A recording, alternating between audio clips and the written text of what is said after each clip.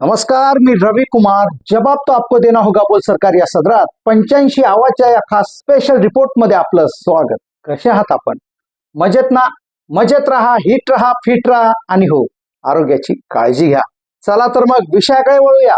आजचा विषय आहे कुत्र्यांना, जे कुत्रे फक्त मालकानं बिस्किट टाकले की त्या बिस्किट खाण्यापुरते भुकतात, अशा कुत्र्यांना याच्या आधी सुद्धा आपण भरपूर वेळा धुतलंय। पण आज आपल्याला निब्बर धुलाई करायची एका माणसाची, ज्याचं नाव आहे हाडूक चाट्या कुत्रकार सुशील कुलकर्णी। आता मी असं का म्हणलो हाडूक चाट्या? तुम्हाला माहित आहे हाडकं कोण चाटतंय? कुत्रे चाटतात, आहे की नाही, चघळतात। आणि ती एक बारीकशी हड्डी फेकली की कुत्रे जे म्हणलं त्याच्यावर भुकायला तयार असतात, बरोबर आहे? तर असा हाडूक चाट्या कुत्रकार आहे। याला पत्रकार म्हणणं म्हणजे पत्रकारितेचा अपमान आहे। हे स्वतः एक पीठमागे आहे। पीठमाग्या म्हणजे कसा की मागे याचं चॅनल कोणीतरी हॅक केलं होतं, तर रडू लागलं ते दुसरीकडून चॅनलवर येऊ की आता माझं उत्पन्नाचं साधन बंद पडलं, आता मला पैसे पाठवा, मला मदत करा। त्यानं त्याचं ते स्कॅनर बिनर लावलं होतं, आता पण त्याच्या व्हिडिओला स्कॅनर लागलेला असते। म्हणजे लोकांच्या पैशावर फुकट जगणारा हा जग्या आहे। जग्या माहितीये? तर असा हा जग्या पत्रकार। या जग्याविषयी आपल्याला बोलायचे। आता जग्या काय करतो माहितीये का? हुंगत हुंगत पांदीत पोहोचला। पांद माहितीये तुम्हाला? गावाकडे असते पांद, नसते ना, पांदीला लोक जातात। तर हे हुंग्या पत्रकार आहे। हुंग्या पत्रकार म्हणजे कसा की याला हाडूक टाकायचं, मग हे हुंगत हुंगत जाणार आणि ज्याच्यावर भूक म्हणलं त्याच्यावर भुकणार। तर असा हुंग्या है ना, जग्या, पीठमाग्या आणि हाडूक चाट्या पत्रकार याच्याविषयी आपल्याला बोलायचे। का याच्याबद्दल आपण इतकं वाईट का बोलतोय? कारण हा त्या लायकीचा आहे। लायकीनुसार मिळतं ना, एखाद्यानं खूप चांगलं काम केलं त्याला पद्मश्री पुरस्कार भेटतो, त्याच्याहून चांगलं केलं पद्मभूषण भेटतो, त्याच्याहून चांगलं केलं पद्मविभूषण भेटतो, त्याच्याहून चांगलं काम केलं तर भारतरत्न पुरस्कार भेटतो, बरोबर आहे? पण एखाद्यानं नुसते चिवड्याचिवडीचे कामं केले तर त्याला गुरुरत्न पुरस्कार भेटतो। तसा हा गुरुरत्न पुरस्काराच्या पात्र असलेला हा पीठमाग्या जग्या पत्रकार आहे। आता या जग्याविषयी तसं पाहत पाहिलं तर याला मी फार आधीपासून ओळखतो। हा जेव्हा वादविवाद स्पर्धेत जायचा ना, तिथं सुद्धा रडू रडू यायचा, म्हणजे याचा नंबर नाही कार्ड। याला पहिलेपासून मागायची सवय आहे, मागून घ्यायची सवय, कारण ते जीन्स असतात ना रक्तात पीठमागेपणाचे, ते तसे पीठमागे हा लहानपणापासूनच आहे। कुठं काय झालं, नंबर नाही आला की रडत बसणार, परीक्षकांना नाव बोट ठेवणार। हा पीठमाग्या म्हणजे फार पूर्वीपासून आता त्याने आपलं नाव घेतलं। अशा दलिंदर लोकांच्या तोंडातून आपलं नाव येणं ही आपल्यासाठी नामुष्कीची वेळ आहे, म्हणून आपल्याला त्याच्यावर उत्तर द्यावं लागेल। तर हा पीठमाग्या काय म्हणला, हा स्वतः काय करतो, हा भिकारचोट, आणि दुसऱ्यांना काय म्हणतो, ते सगळं आपल्या आजच्या व्हिडिओतून ते बी पुराव्यानिशी एकदम परफेक्ट दाखवणार आपण। तर पहा, या पीठमाग्यानं आपल्यावर पहिला आरोप काय केला की एटीएम गुरु हा पवारांकडून पैसा घेतो, म्हणजे शरद पवारचं जे घराणं आहे, शरद पवार, रोहित पवार वगैरे, त्यांच्याकडून मी पैसे घेतो म्हणून व्हिडिओ बनवतो। ठीक आहे, पहिला आरोप। आता हे पीठमागे कोणासाठी काम करते सगळ्या जगाला माहिती आहे। सत्ताधाऱ्याची फडणवीस साहेबांची रोज चाटल्याशिवाय याचं पोट भरत नाही, अगदी स्पष्ट आहे।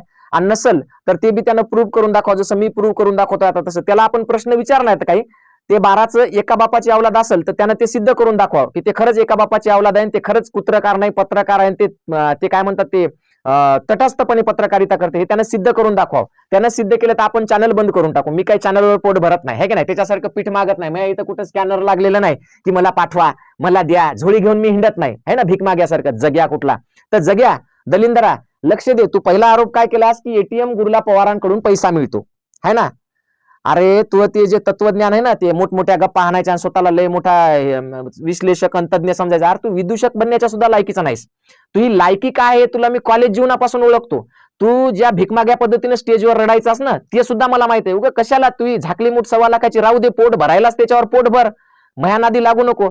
मी शेतकऱ्याचं पोरग आहे, माझ्याकडे शेती आहे, मग धुरा जरी पिकला ना भाऊ, धुरा नुसता धुरा पिकला, धुरा, आमच्याकडे धुऱ्यावर तीळ शिपतात, तीळ बांधावर, नुसते तीळ जरी पिकले ना आपले तरी बी आपण जगू शकतो सन्मानानं। तुझ्यासारखं पीठमागं हिंडायची काम नाही आम्हाला। त्याच्यामुळे तुझं जे दुकान चाललंय, जे सरकार हाडूक फेकतोय, तू चघळतोय, त्याच्यावर पोट भरतोय स्वतःचं आणि कुटुंबाचं, ते भर, पण शांततेनं भर। तुला काय विरोध केला नाही आपण, तू एजेंडा चालव, पण तरी सुद्धा लक्ष दे जरा असं।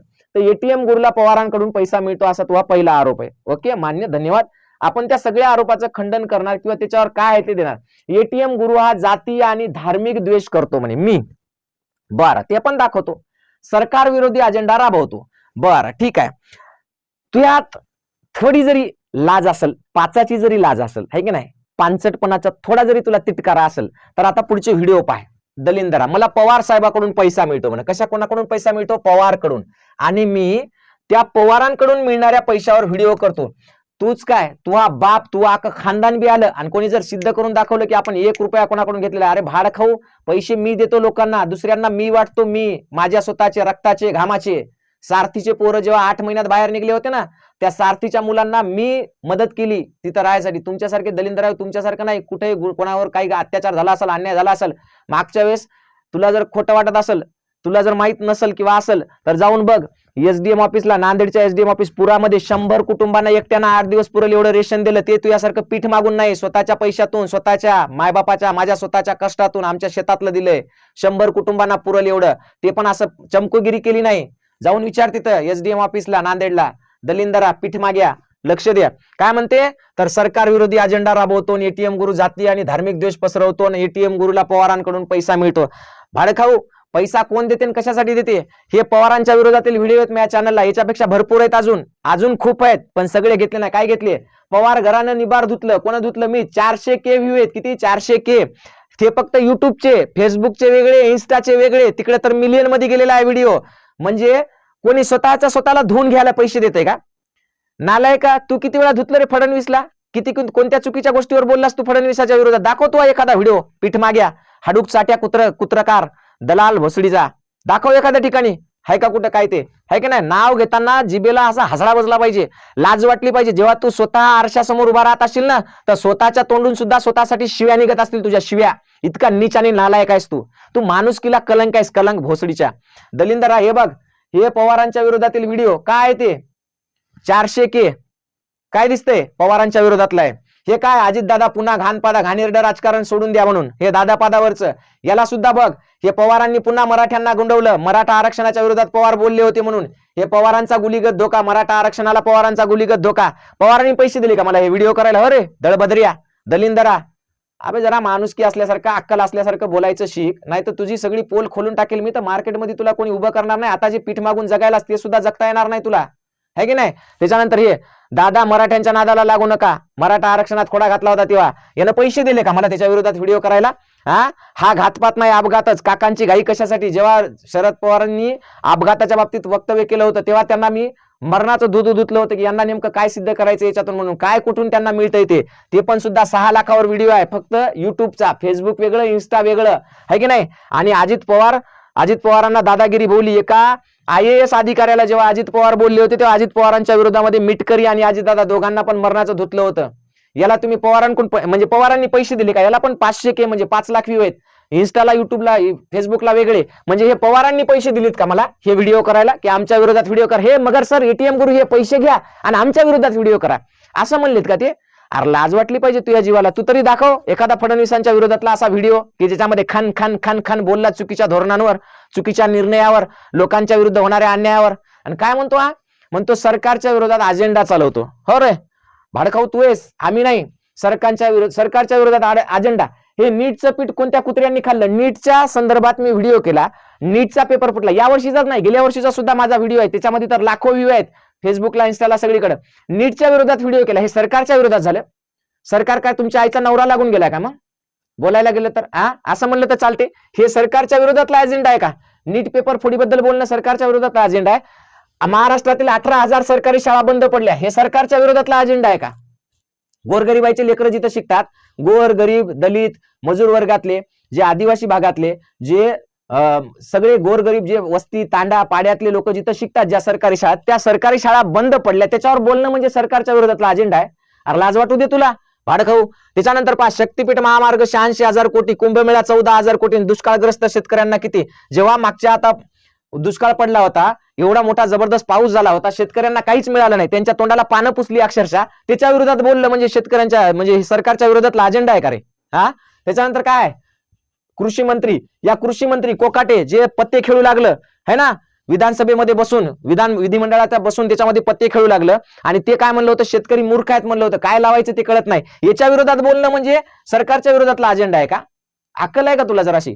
अरे जसा वाढडास ना तशी जरा अक्कलही वाढायला पाहिजे तुझ्यातली. नुसता शरीरानं वाढू नको भंपिया, जरा दिमाग सुद्धा तुझा वाढव. त्याच्यासाठी काय व्यायाम कर, काय काजू बदाम खाय. जराशे कमी पडले असतील तर, कमी पडत असतील तर मला तुझा नंबर पाठव फोन पे, मी पैसे पाठवतो तुला. त्याच्यात जरा घे आणि जरा बुद्धी वाढव तुझी. नुसतं शरीर वाढवून फायदा नाही.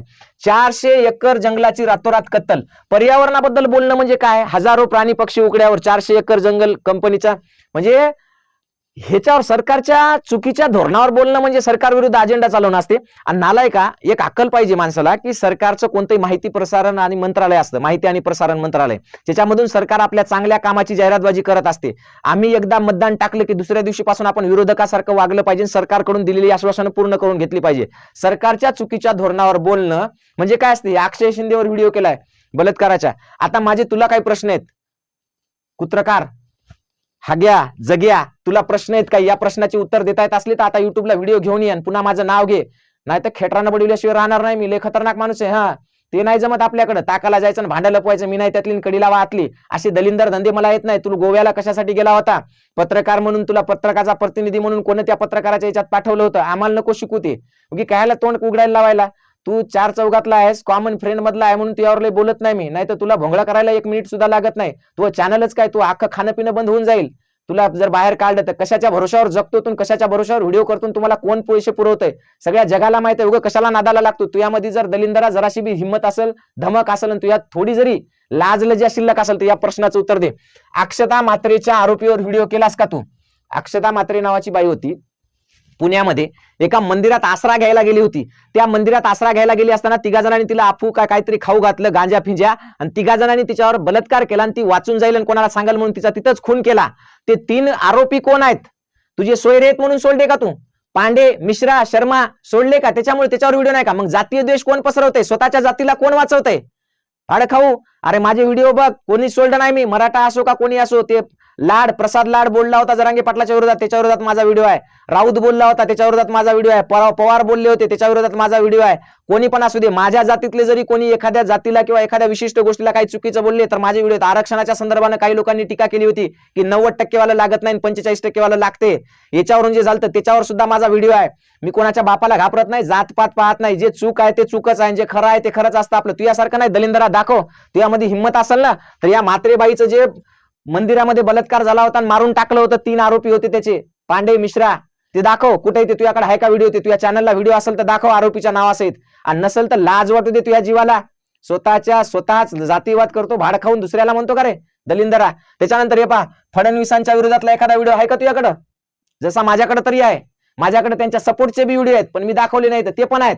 सगळं जग म्हणू लागलं की ईव्हीएम मशीन मध्ये घोटाळा आहे. मी स्वतः त्या मतदानाच्या निवडणुकीच्या प्रोसेसमध्ये होतो, अधिकारी होतो, मला माहित आहे ईव्हीएम मशीनचा घोटाळा होत नाही. मी तेव्हाच सांगितलं होतं की ईव्हीएम मशीन मध्ये घोटाळा नाही, तर हे जे लोक राबवतायत ही सिस्टीम आहे की नाही, जे मतदान घेत आहेत त्या मतदानाच्या आकडेवारीमध्ये, त्या रिझल्ट डिक्लेअर करण्यामध्ये, मतदारांचे नाव यादीतून काढण्यामध्ये, ह्याच्यामध्ये घोटाळा आहे. सगळ्यात आधी मी सांगितलं, आणि नंतर मग लोकांना कळालं, नंतर विरोधी पक्षाला कळालं की अरे ही मतचोरी वेगळ्या पद्धतीच्या ईव्हीएम मधून नाहीये.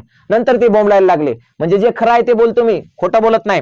त्यानंतर शेतकरी, कष्टकरी यांच्यावर होणाऱ्या अन्यायाविरोधात व्हिडिओ का नाही तुझा? आहे का एखादा व्हिडिओ? कांद्याला 1 रुपया भाव भेटला, व्हिडिओ आहे का तुझा एखादा? नाही का? नाही, कारण तू पीठ मागे आहे. तुला जेवढं भेटतं, जेवढं हाडूक चघळायला भेटतं तेवढेच व्हिडिओ तू करतोस. तुझ्याकडे फक्त एकच काम आहे, सतत हिंदू मुस्लिम करत राहणं. बाकी दुसरं तुझ्याकडे एकही काम नाही. आणि हा जो हिंदू मुस्लिम भांडणाचा जो अजेंडा आहे ना, तो तू राबवत आहे. तुझी एक नाही, सगळ्या व्हिडिओ मधल्या जर क्लिप काढल्या तुझ्या हिंदू मुस्लिमच्या, तुला पळताभुई थोडी होईल. त्याच्यामुळे लाज जरा असं, कुलकर्णी, सुशील कुलकर्णी, लाजा जरा असं स्वतःच्या जीवाला. उगं पीठ मागे धंदा सोडून द्या, माझ्या नादाला लागू नका. मी असा बी फकाट आहे तसा बी फकाट आहे. माझ्याकडे काय नाही, माझ्याकडे जेवढा आहे ना तेवढ्या धुरा पिकला तरी मग पोट भरते. तुला पोट भरायला पुन्हा जागा उरणार नाही. त्याच्यामुळे जरा असं लाज. आणि सगळ्यांना सगळ्या म्हणजे व्ह्युअर्सला, जे कोणी माझे चॅनल पाहतं त्या सगळ्यांना माझं एकच म्हणणं आहे की जो शेतकऱ्यांसाठी लढतो, जो गोरगरिबांसाठी लढतो, जो इथल्या शेतकरी शाळांसाठी लढतो, इथल्या शेतकऱ्यांच्या होणाऱ्या अन्यायासाठी लढतो, पर्यावरणासाठी लढतो, त्याला सपोर्ट करा. बाकीचे असे पीठ मागे येतील, जातील, हिंदू मुस्लिम यो त्यो भांडणं लावतील आणि निघून जातील, त्याची मलई घेऊन, आहे की नाही, यांच्या नादाला लागू नका. म्हणून एकदा तुमच्या शब्दातून व्यक्त करा. सांगा एकदा सुशील कुलकर्णी पीठ मागे आहे की नाही ते एकदा तुम्ही कळवा.